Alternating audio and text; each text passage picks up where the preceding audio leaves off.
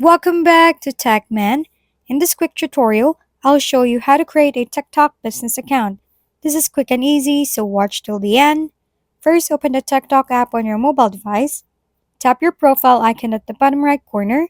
Then tap the three horizontal lines at the top right to access settings and privacy. Next, tap on Account and select Switch to Business Account. Choose the category that best fits your business and tap Next.